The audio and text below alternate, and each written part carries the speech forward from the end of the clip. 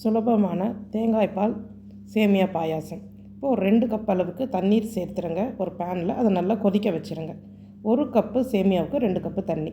இப்போ சேமியா எடுத்து நான் ட்ரை ரோஸ்ட்டு தான், வெறுமனே சும்மா லைட்டாக வறுத்து வச்சுருக்கிறேன். தண்ணி கொதிக்க ஆரம்பிக்கும் போது அந்த 1 கப்பு சேமியாவை அதில் சேர்த்து ஒரு 6-7 நிமிஷம் நல்லா வேக விடுங்க. குழஞ்சிராமல் வேகணும். ஒரு பிஞ்சு உப்பு சேர்த்துருங்க.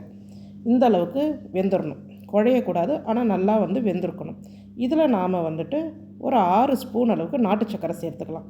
சேர்த்து நல்லா கலந்து விட்டுடுங்க. அந்த நாட்டு சர்க்கரையும் அந்த சேமியாவும் நல்லா கரைஞ்சி வந்தால் போதும். கரைஞ்சி ஒரு பாயில் இந்த மாதிரி வந்துச்சுன்னா நம்ம இறக்கி வச்சிடலாம். இறக்கி வச்சுட்டு தேங்காய் பால், கட்டியான தேங்காய் பால் எடுத்துக்கோங்க. அந்த மாதிரி முதல் பால் சேர்த்து நல்லா கலந்து விட்டு முந்திரி திராட்சை தாளித்து கொட்டி ஏலப்பொடி தூவி பரிமாறலாம். இது வச்சு சாப்பிட முடியாது. நீங்கள் செய்து ஒரு 2 மணி நேரத்துக்குள்ளே உடனே சாப்பிட்றணும். இல்லைன்னா அதோடைய தன்மை புளிப்பு சுவையாக மாறும். செய்து பாருங்கள். ரொம்பவே சத்தும் சுவையும் நிறைந்த தேங்காய் பால் பாயாசம்.